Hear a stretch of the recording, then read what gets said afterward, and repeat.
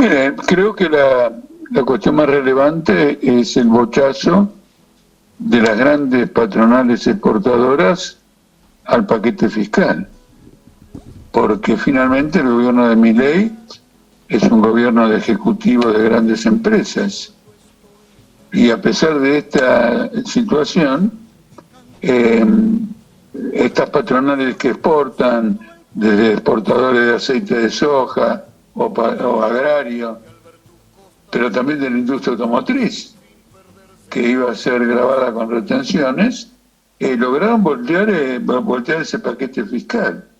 Esto es muy significativo porque estamos ante una crisis obvia, muy evidente, al interior del grupo dominante. Y esto se manifiesta también en la facilidad con que, digamos, Caputo aceptó este rechazo general. En general es presentado como una resistencia de los gobernadores en defensa de las economías provinciales, de ninguna manera. En casi todas las provincias hubo reuniones con los principales grupos exportadores, algunos de trascendencia internacional como Glencore, Cargill, Bungibold, en contra de este paquete fiscal. Y bueno, el gobierno tuvo que arrugarse. Ahora, con este paquete fiscal, Caputo llegó a un acuerdo con el FMI, con este paquete fiscal, porque el FMI le dijo: necesitamos dos cosas, una fuerte devaluación y achicar a cero el déficit fiscal. Y una forma de achicarlo, más allá de las reducciones que hay sobre las jubilaciones, salarios, gastos sociales, etcétera, era también aumentar la recaudación impositiva por la vía de las retenciones a la exportación. El FMI lo planteó. Y cuando Caputo inauguró su gobierno, él dijo con toda claridad que las medidas que había tomado en los primeros días le habían permitido, y el DNU fundamentalmente, le habían permitido llegar a un acuerdo con el FMI y evitar el default. Es decir, que él entendía que este paquete fiscal, junto con el FMI, ambos entendían que esto evitaba el default. Ahora retira este paquete fiscal. Tenemos que entender que una perspectiva de default está abierta. Veremos qué pasa mañana, digamos, en todos los mercados.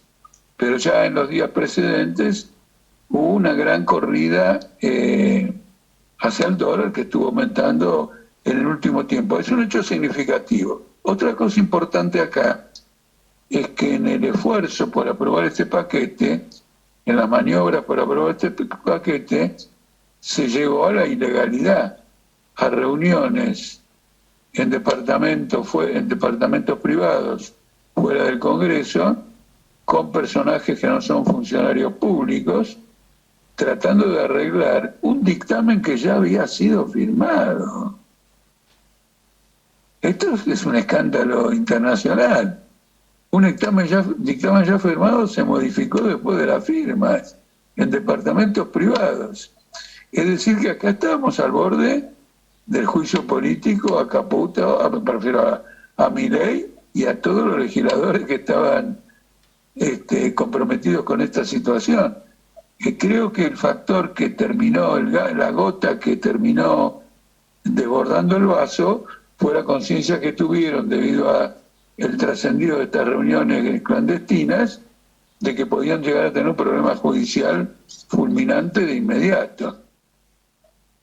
Evidentemente, esto es absolutamente fundamental en la consideración del futuro de este plan económico. Milei ha dicho que él igual va a llegar al déficit cero sin esta recaudación, pero no ha dicho cómo. La situación en ese sentido del gobierno está muy poco clara, y aunque todo el resto del paquete de la ley ómnibus sigue en pie, en particular la delegación de poderes al Poder Ejecutivo, es obvio que no le van a dar al Poder Ejecutivo los poderes a aquellos que puedan contrarrestar este fracaso del fiscal. Van a hacer una delegación de poderes muy circunscripta en las áreas, y naturalmente de un año o dos. Es una grave medida que se apruebe todo esto porque se instala un gobierno por decreto, se instala un gobierno que no necesita recurrir, digamos, al Congreso, un gobierno de poder personal, pero muy lejos del ámbito anterior, de la pretensión que había hasta ahora, y sigue pendiente el DNU, aunque claro que con muchos reclamos judiciales. Si lo quiero sintetizar, la semana que comienza es una semana con una crisis política severa. En lo que hace al movimiento obrero y al paro, hay una conciencia generalizada que las movilizaciones del 24 de enero fueron numerosas, fueron muy grandes. Inclusive en algunas provincias tuvieron un carácter espontáneo. Por ejemplo, acabo de leer un informe en la provincia de San Luis, la CGT de la provincia no acompañó el movimiento, hizo una cosa aparte, y distintos sectores, obreros, de la cultura, etcétera, hicieron una gran manifestación al margen incluso de la burocracia sindical. Ahora, el paro confirmó lo siguiente, confirmó la denuncia que hicimos en anteriores domingos aquí en Letras del Paraná, en el sentido de que la burocracia sindical no intentó en ningún momento de que se efectivice realmente el paro. Son numerosas las fábricas en que, digamos, no pararon, o paró un sector pequeño, o que al parar cada uno se fue a su casa y no quiso venir a la movilización. En la base obrera hay un descontento con la burocracia sindical, y bueno, pero por una razón muy obvia, con todo el régimen de paritarias con las cuales esta burocracia negocia los salarios, el resultado es una caída sistemática del poder adquisitivo de los trabajadores. Sistemática. La ATE acaba de firmar una paritaria con un aumento del 16%. La paritaria de camioneros con distintos porcentajes, la categoría más baja es de 450.000 pesos, inferior a los 500.000 pesos que marca la línea de pobreza. Por lo tanto, hay un agravamiento de la crisis social, porque indudablemente que se va a agravar en relación a lo que estuvimos hablando, porque cuando llegue ahora el tema del aumento del transporte, cuando llegue ahora el tema del aumento de las tarifas de gas, otros aumentos en salud y en la electricidad, con el pretexto de quitarle, de eliminar los subsidios que le da el Estado a estos sectores, probablemente Milei diga, no, bueno, acá el aumento tiene que ser mucho mayor porque tengo que eliminar subsidios en mayor cantidad de lo que yo había pensado, en virtud de que me voltearon el paquete fiscal. Entonces viene un periodo extremadamente tormentoso. La gente más proclive al gobierno admite que de aquí a abril hay un periodo de características extremadamente convulsivas, porque inclusive se especula o se señala que va a haber una nueva devaluación del peso, en parte por este asunto del déficit fiscal, porque una nueva devaluación ayudaría a que haya mayor recaudación, en parte lo compensaría, y también porque el crecimiento de precios ha sido tan grande que a pesar de la enorme devaluación que hubo, está perdiendo competitividad exportar al exterior. Bueno, ¿cuál es el motivo por el cual calculan que hasta abril es extremadamente convulsivo? Tienen la expectativa de que en abril empiecen a ingresar las exportaciones de la cosecha de soja, etcétera, y que eso aliviaría el frente de divisas.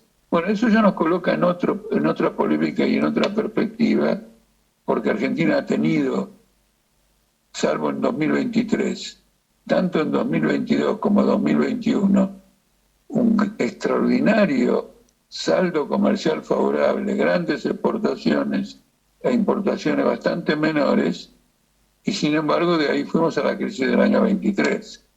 Todo eso desapareció por giros al exterior, utilidades al exterior, pago de intereses al exterior, etc. Por lo tanto, la situación es extremadamente crítica Y el tema del juicio político está planteado porque alguien va a mover esto en el tablero judicial diciendo lo siguiente: acá hay un dictamen que se presenta como mayoría en el Congreso el martes, que fue modificado con posterioridad a la firma a los firmantes. Tome el caso del paquete fiscal. El dictamen estaba firmado. Lo firmaron con el paquete fiscal. Y después resulta que anularon el paquete fiscal. Lo retiraron del dictamen. Estas son irregularidades muy serias. El primero que hizo este tipo de irregularidades fue Morales, Gerardo Morales en Jujuy, cuando hizo algo parecido con la Constitución, aunque de menor alcance. Hizo cambios después que había sido votada y la hizo votar de nuevo. No se puede, una vez que se votó una reforma constitucional, no se puede votar otra variante de reforma constitucional. Jorge. Y salió ileso.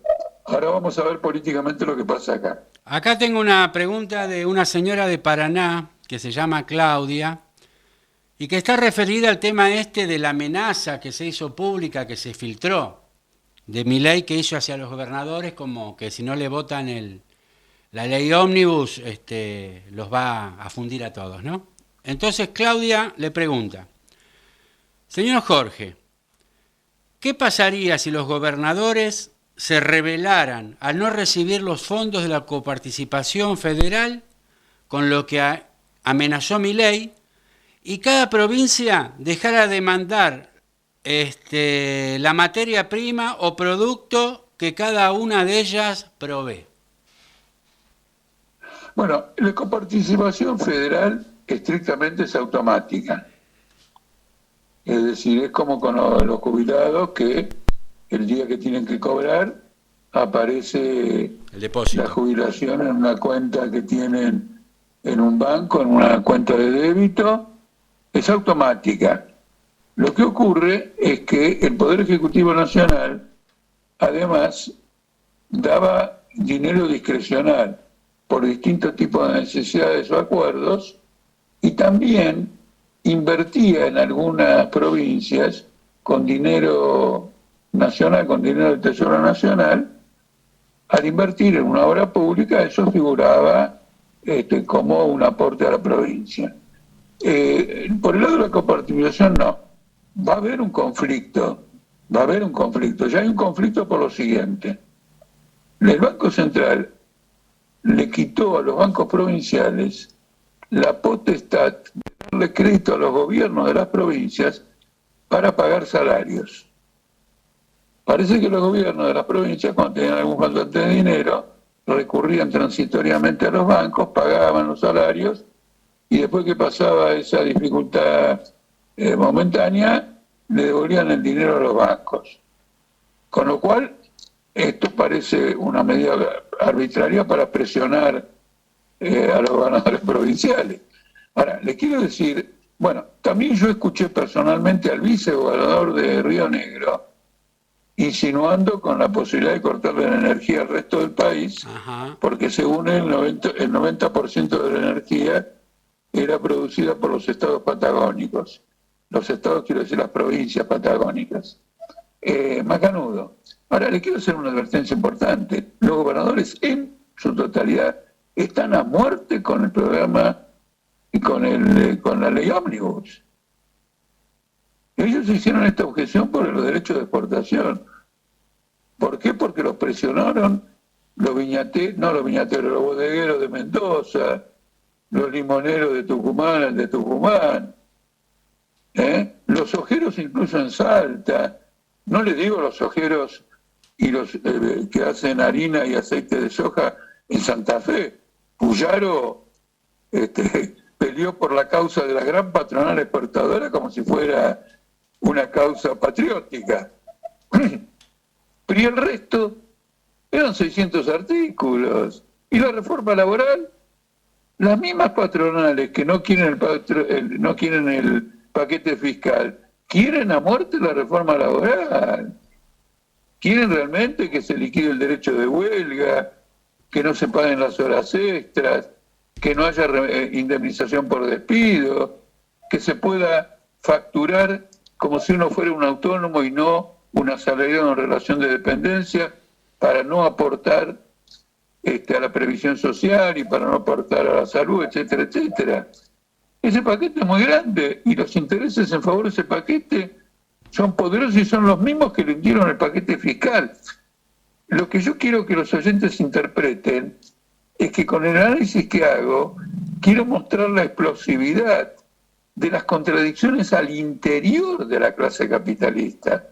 La misma que le saboteó un paquete fiscal que según Caputo podría llevar a Argentina al default, es la misma que lo apoya para que haga todo lo demás contra los trabajadores. Esto es una cosa realmente muy significativa, porque ahora, nadie lo dice en los diarios, pero yo lo he escrito, técnicamente se cayó el acuerdo con el FMI, porque el acuerdo con el FMI estaba basado en esta ley ómnibus, que prometió llegar a déficit cero. Ahora que se la sacaron, y el mismo oficialismo, el mismo Poder Ejecutivo, retira este paquete fiscal, ¿cómo va la presidenta o la directora general del FMI al directorio del FMI a decirle, che, apruébenme la continuidad del acuerdo con Argentina y por lo tanto darle tal cantidad de dinero para que pague deuda, y no le puede mostrar que haya un paquete fiscal? Son contradicciones explosivas que son extremadamente importantes para mostrarle al trabajador que el propio capitalismo se encuentra en un impasse, se encuentra en un gran enfrentamiento, como lo demuestra la expulsión de este ministro de Infraestructura. Todo el mundo sabe que Milei quiere que la obra pública sea hecha por el capital extranjero y lo nombró a este hombre para hacerlo. No nombró a este para hacer la propiedad pública privada en materia de infraestructura y ahora lo echa. ¿Por qué lo echa? Porque Caputo quiere tener el control de ese negociado.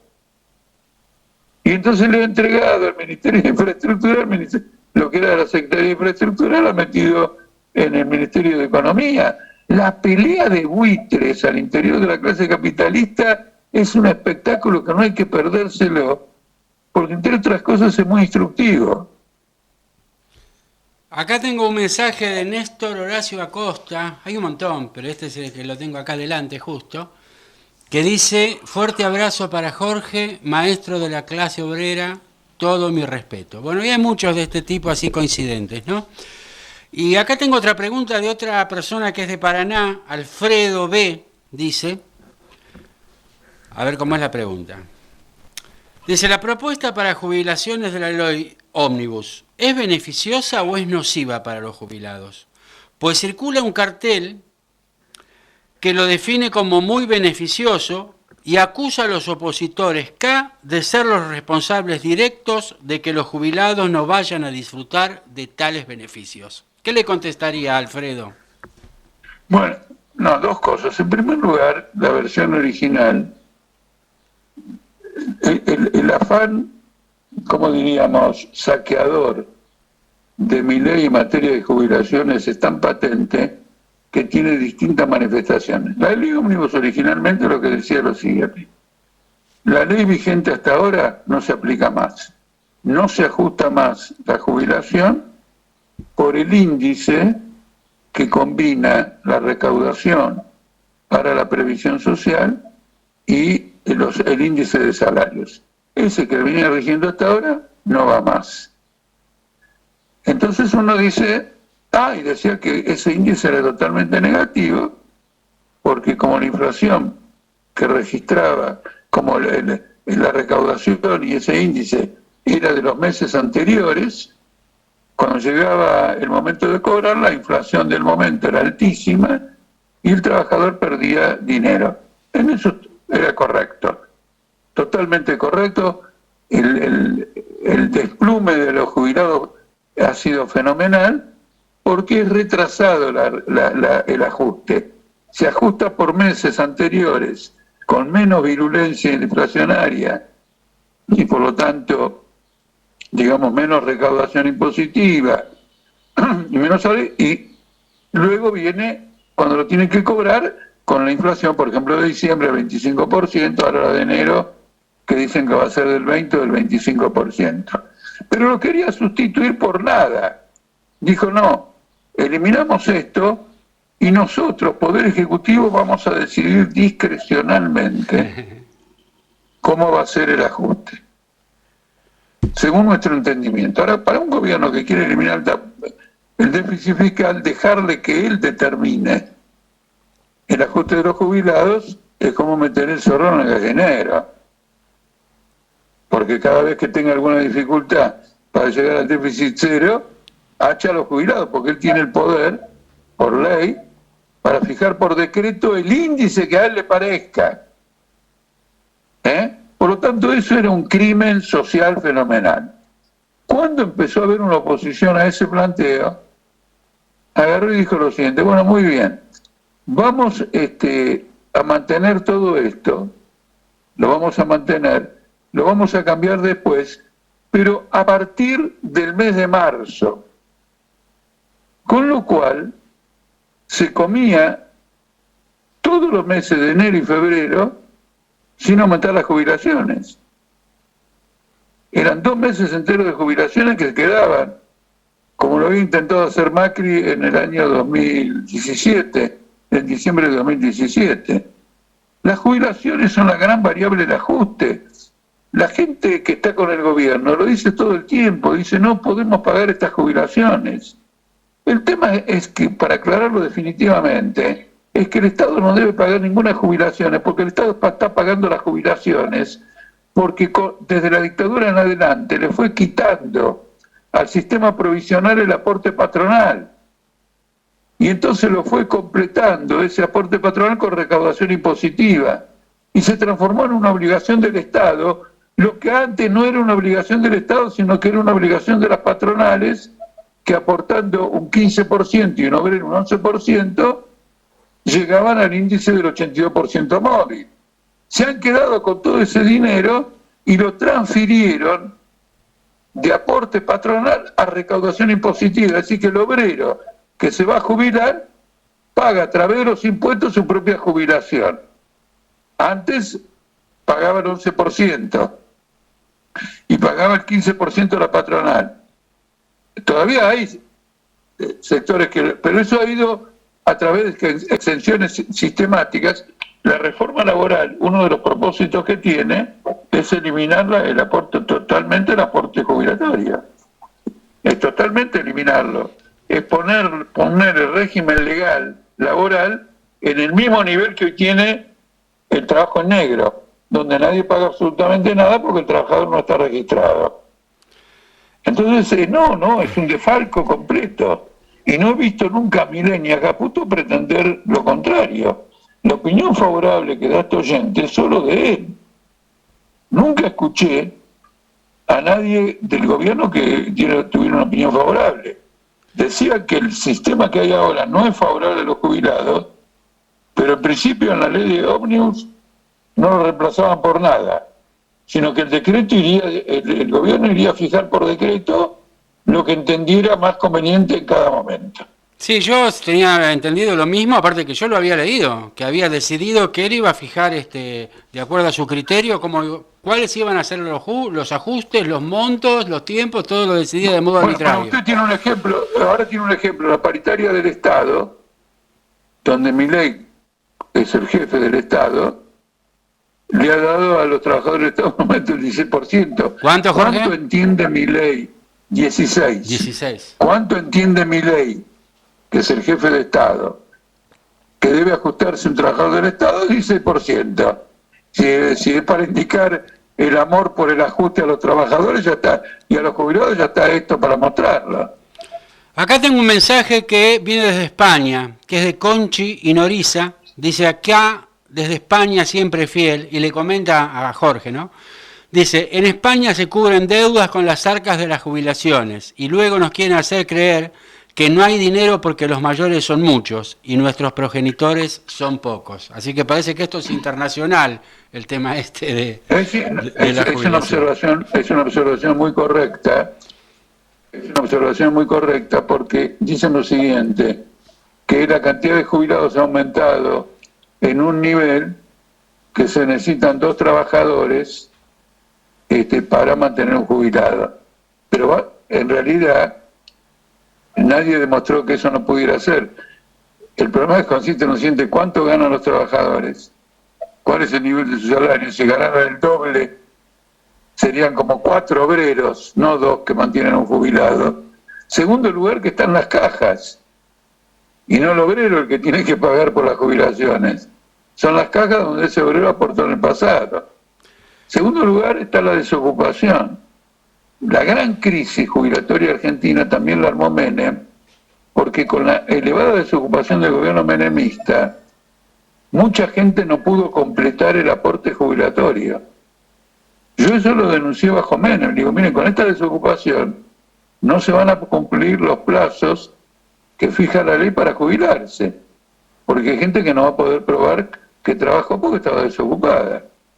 Y no hay ningún mecanismo para mostrar que alguien está buscando trabajo y no lo encuentra, y que por lo tanto sirva como un ejemplo de que no es que se ha querido negar a trabajar. En una palabra, es el conjunto de la crisis capitalista. Además hay una razón más profunda. Acá no importa esa relación de 2-1. La riqueza capitalista en monto general ha aumentado en forma fenomenal. ¿Cómo es eso que no hay plata? Nunca ha habido tanta plata en el régimen capitalista como ahora. La plata sale por las orejas. No saben dónde meterla. El Financial Times acaba de publicar un artículo sobre la reunión de Davos, en donde dice que el mayor interés que tenían los oyentes que fueron a escuchar a Milei era que Milei viera que él estaba, y Caputo y todo, que esos empresarios estaban, porque quieren mostrar buena conducta, quieren mostrar buena presentación, y hablan bien de Milei, porque están anotados para llevarse la tajada de las privatizaciones. Milei ha planteado privatizar YPF y el Banco Nación. Lo del Banco Nación pasó. Se admite ahora participación privada minoritaria, con participación de esos accionistas en el directorio. Es decir, que van a fijar la política del Banco Nación. Entonces están ahí para llevarse la parte que se pueda llevar a muerte en una pelea feroz del patrimonio que no está privatizado en Argentina, que no está directamente privatizado. Sirve a intereses privados, el Banco Nación le da crédito a sectores privados, pero no está directamente en manos de la banca privada. Entonces, el tema jubilatorio, como lo observa la oyente de España, es como ella dice, y es una cuenta que pendiente de lucha a nivel internacional del conjunto de la clase obrera, como lo demostró la huelga general francesa del año 2023, del año pasado, contra la reforma de Macron. Y como por otra parte lo está demostrando en este momento una huelga ferroviaria en Alemania, que es la huelga más larga de la historia de Alemania, de toda la historia de Alemania, de toda, no desde la guerra, de la posguerra, de la crisis de acá y todo lo demás. Así que es una pelea a muerte la que están librando los trabajadores a escala internacional. Gracias, Jorge. Justo se cortó la transmisión de que yo hago por Facebook y tenía un par de preguntas ahí, pero bueno, no importa. Son cosas que suelen pasar. ¿Una parte de lo que contesté no se registró? No. Yo transmito, por un lado, por aire. Por el otro lado, la transmisión es por internet. Y después hago una transmisión tipo casera que es por Facebook. Y esa es la que se cortó, donde tenía un par de mensajes. Pero sigue por internet y sigue por aire. Yo transmito de 3 maneras distintas. Bueno, y justo ahí tenía una pregunta de un oyente que no la voy a poder transmitir porque yo no la veo. Pero sí hubo en un grupo de estos que hay en Facebook, que se sube un posteo irónico con respecto a la lluvia de inversiones. Y hay un señor, Héctor Hugo de Santa Fe, que contesta: están llegando las inversiones. ¿Ahora me escucha? No lo escucho ahora, se corta. ¿Ahora me escucha? Ahora sí, ahora bien. Bueno, lo que yo le decía.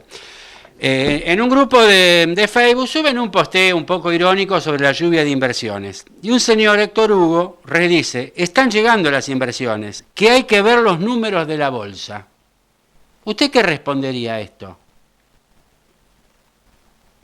Bueno, no, el hecho de que la bolsa estuvo subiendo, todavía no es una manifestación necesariamente de inversiones, porque, digamos, en el fondo lo que se necesita, a ver, cuando la bolsa sube, un accionista le está vendiendo a otro accionista, es una transacción entre capitalistas.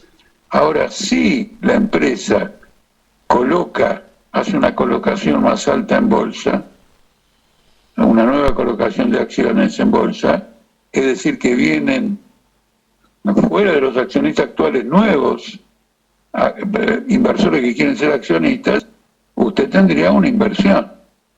Pero esto simplemente mueve los valores de las acciones en la bolsa. No significa que tengan mayor capacidad para... Bueno, podrán desarrollar una capacidad, no significa que haya una inversión. No representa una inversión de ninguna forma concreta. El día que haya una inversión va a decir, es una inversión, está en tal lugar, físicamente, de esta manera, etcétera, etcétera, etcétera. Porque si es por las transacciones de bolsa, quiero decirle que la cantidad de transacciones de bolsa que hay en el mundo es de una suma inimaginable, es de varios trillones de dólares, y trillones en castellano, no en inglés, trillones, y no es esa la inversión bruta internacional. Acá tengo, ahora sí, accedí a esta pregunta por el otro celular, que es de Eduardo Cosi, de Buenos Aires. Y dice, una pregunta a dos expertos en temas sociales y de la izquierda argentina. Bueno, la pregunta es al señor Altamira, yo no tengo nada que ver. Dice, siempre se habla de Alfonsín como padre de la democracia, pero el mismo Alfonsín habló de economía de guerra. Olvidamos rápido su pasado en el liceo militar, compañero de clase de Galtieri. ¿Casualidad? Y después dice, ¿la hiperinflación de Alfonsín fue indultada? Eduardo de Florida, felicito al programa y ojalá puedan responder esta inquietud. Mire, sobre los políticos, ya los políticos han pasado por todas, quiero decir, todos dicen, ¿se acuerdan del abrazo de Perón y Balbín? Bueno, Perón lo metió en cana a Balbín, después se abrazaron. Cuando se abrazaron, lo hicieron después de la dictadura de Onganía, Lanús y todo lo demás.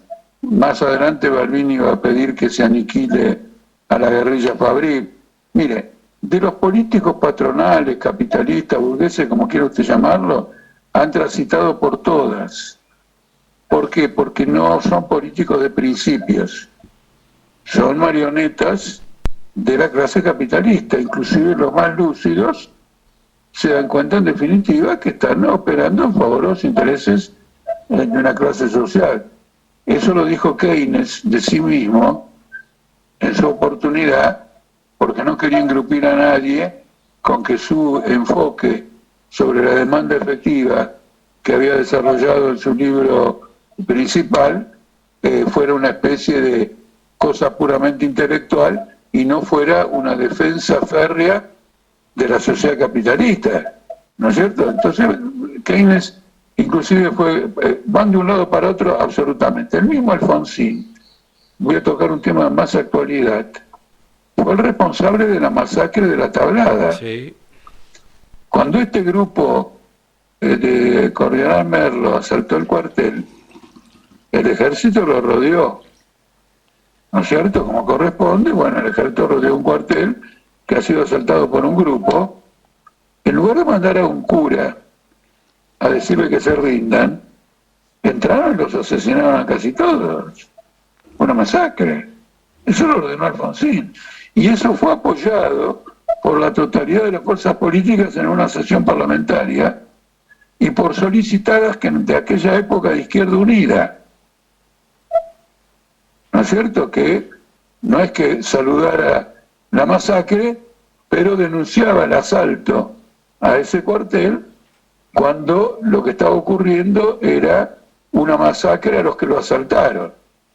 Nosotros mismos nunca compartimos el asalto de ese cuartel, era una aventura absolutamente irresponsable y sin sentido, pero en un momento determinado el tema era este. Es decir, digamos que han hecho, en materia de políticos, han hecho de todo. Ahora, la crisis que él tuvo al final de la hiperinflación, que es en el fondo lo que me interesa, esa fue una consecuencia. Lo escribí tantas veces que lo puedo repetir una vez más.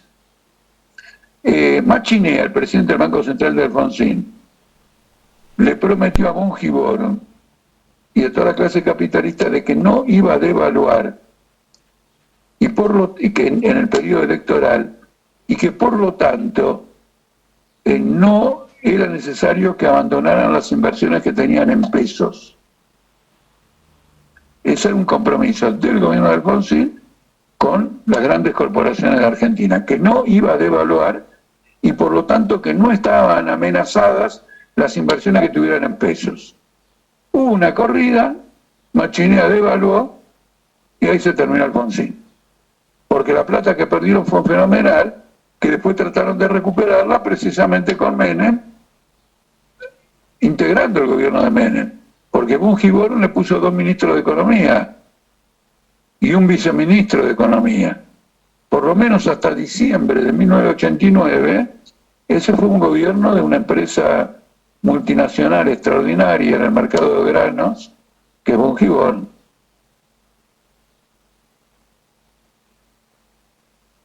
Jorge. Sí. Ahí salía cortado, prosiga. Que Bongibor... No, quiero decir, Bongibor obtuvo su resarcimiento a través del gobierno de Menem. La hiperinflación se la organizó toda esta gente para voltearlo por un pacto político de que no iba a devaluar y Alfonsín devaluó. Y la propia devaluación como un fenómeno monetario provocó una subida de precios imparable. Inclusive económica. El primer ministro de Economía de Menem creo que fue Rapanelli, que era un hombre de Jorge Ibor, si no estoy equivocado. El primero fue Roig. Roy, tiene razón usted. Lo que pasa es que este hombre se murió a los 2 días y lo sustituyó Rapanelli. Roig y Rapanelli eran funcionarios ejecutivos de Bongibor. Ahora sí. Que inclusive creo que el hijo de Rapanelli pertenecía a su partido político por entonces. Exactamente. Y el viceministro de Economía, Ferreres, sí, que hoy tiene una consultora, era también del grupo Bongibor.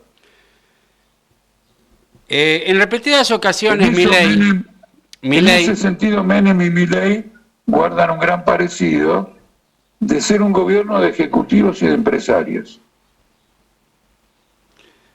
que manejan el Estado como manejan sus empresas. Yo decía que en repetidas ocasiones, en la campaña electoral, Milei con mucho énfasis denunciaba, al hablar de la corrupción de la casta, de cómo esta casta, a veces para meter alguna ley, intentaba comprar a los diputados, senadores e inclusive a gobernadores.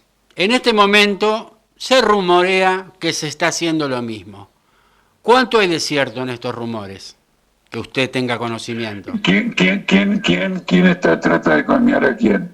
Que el gobierno está intentando coimear a diputados, senadores y gobernadores para que salga la ley ómnibus, que hay mucho... se habla mucho al respecto. Eso es probable, pero Milei denunciaba que los gobernadores se resistían porque querían ser persuadidos con una coima. ¿Me explico? Sí. Que protestaban para que el gobierno, para convencerlos, los adornara con una cantidad de dinero. Él lo denunciaba a ellos. ¿No es cierto? Exacto. Por eso le digo, ¿cuánto hay de cierto en esto? Y debe haber de cierto porque yo recuerdo, siendo legislador, que un diputado de derecha desarrolló un ataque muy violento contra el gobierno de aquel momento y yo me sorprendí mucho porque entendía que había un acuerdo entre los dos. Yo realmente me sorprendí no solo muy violento, sino bien organizado, bien fundado, muy preparado. Entonces tenía un diputado, no me acuerdo quién es, que estaba al lado mío y le hice una pregunta, le digo, che, escuchadme, no entiendo todo esto, si mi ley está con ustedes, qué sé yo. No, este hace así cuando quiere que lo coimee. Denuncia, denuncia, denuncia y piden que ser callado a través de una coima. Bueno, no tengo ninguna prueba, les cuento Claro. esta anécdota, de modo que cuando Milei dijo lo mismo me acordé de algo que había escuchado en una ocasión similar. Usted nombró a Pugliaro hace un rato, que es el gobernador de Santa Fe. Y la noticia de Santa Fe es que Pugliaro anunció que no va a poder cumplir con lo arreglado en paritarias y que van a cobrar absolutamente lo mismo que han cobrado el mes anterior, y estoy hablando de los docentes. Bueno, eso Esto se puede, me refiero, ¿esto se señalar. puede repetir en otras provincias o Santa Por Fe va a ser supuesto. una excepción? No, de ninguna manera va a ser la excepción, va a ser la regla. Lo mismo va a ser Zamora en Santiago del Estero. Yo lo di a entender y Jaldo en la provincia, con lo cual es muy interesante. Los tipos se jugaron todo para que le bajen las retenciones a los exportadores. ¿Está claro? Ahí se jugaron todo. Por lo menos una parte de ese mayor ingreso que van a tener los exportadores podrían dárselo a los trabajadores. No. Acá hay que hacer ajuste fiscal. ¿No es cierto? Y ahora surge una evidencia de que mentían el año pasado cuando decían que las finanzas de las provincias eran equilibradas. No tenían nada equilibrado, tenían una gran deuda. ¿Qué es lo que está haciendo ahora Milei?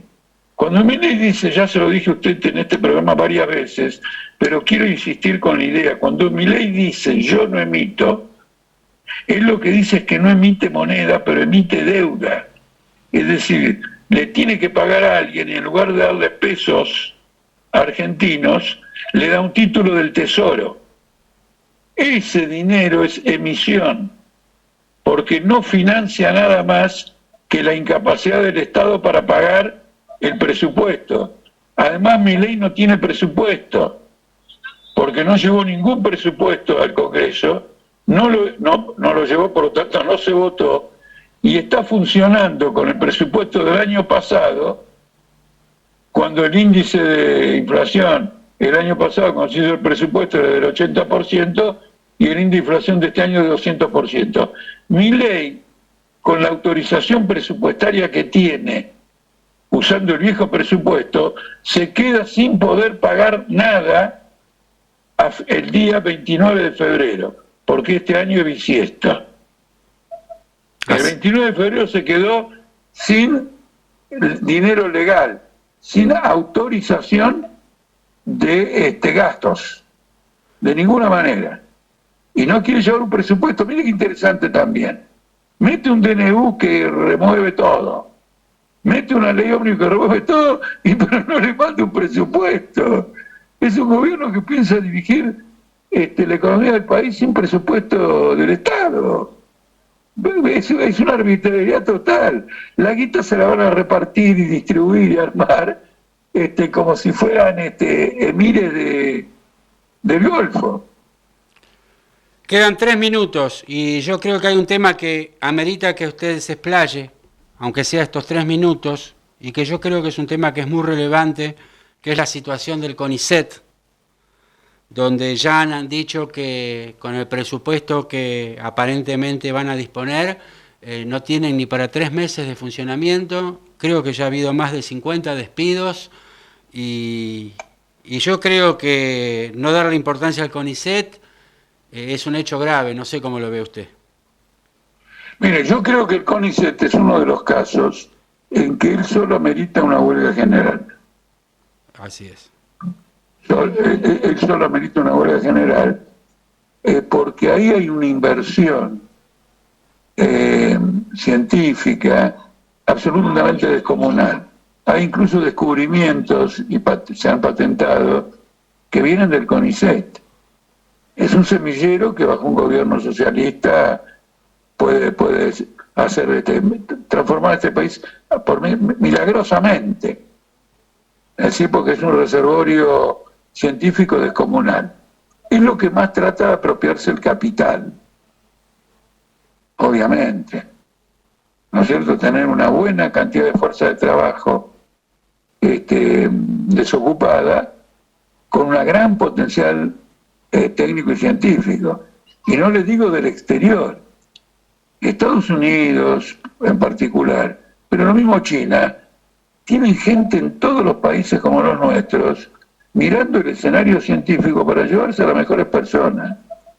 Entonces, el valor es tan grande que simplemente cerrar el CONICET merece una huelga general. Porque no es cierto que una huelga general se deba declarar cuando hay un problema de todo el mundo. Hay temas que tienen un carácter general, fundamental.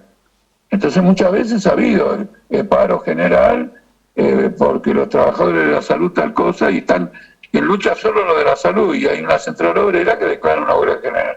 El CONICET, yo creo que quiero de todos modos no es tanto hablar de la huelga general como ilustrar la importancia que le asigna. Es una importancia absolutamente estratégica porque es uno de los reservorios más fuertes que tiene Argentina, donde la burguesía fue incapaz de industrializar a la nación, pero a través de grandes luchas populares se abrieron campos de educación, de cultura, científicos que le han dado un gran desarrollo. Es una manifestación del poder de la clase obrera para inducir un desarrollo positivo y progresista en contraste con la clase capitalista.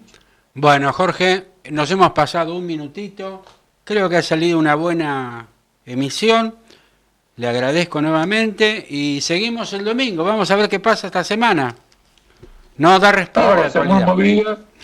Va a ser muy movida porque va a haber movilizaciones el martes. Bueno, Jorge, nos vemos el domingo siguiente. Porque se reúne el Congreso el martes, probablemente el Congreso diputados y probablemente si se reúnen el martes va a haber movilización. Vamos a ver cómo continúa esta película de terror. Ojalá que tenga un final feliz. Bueno, nos vemos el domingo siguiente, Dios mediante, en otra emisión del programa radial Letras del Paraná. Muchas gracias a todos. Muchas gracias, Jorge. Un abrazo. En canción